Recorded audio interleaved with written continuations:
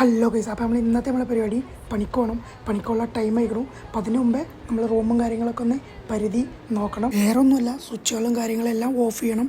വൈദ്യുതി അമൂല്യമാണ്, പാഴാക്കാൻ പാടില്ല. അങ്ങനെ പണ്ടത്തെ ഒരു വീഡിയോയിൽ പറഞ്ഞിട്ടുണ്ട്, ഇപ്പോഴത്തെ ക്ലൈമറ്റിൽ മാസ്ക് ഇടാതെ പുറത്തിറങ്ങി കഴിഞ്ഞാൽ ടാൻ അടിച്ച് പണ്ടറങ്ങിപ്പോവും.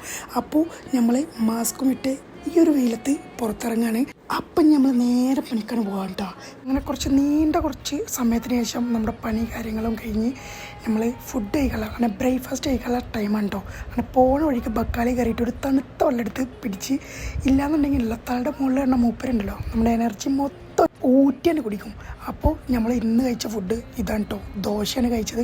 അങ്ങനെ ദോശയും കാര്യങ്ങളൊക്കെ കഴിച്ച് നമ്മളെ ഫസ്റ്റ് ഷിഫ്റ്റിൻ്റെ ടൈമും കാര്യങ്ങളും അവസാനിച്ചു കേട്ടോ.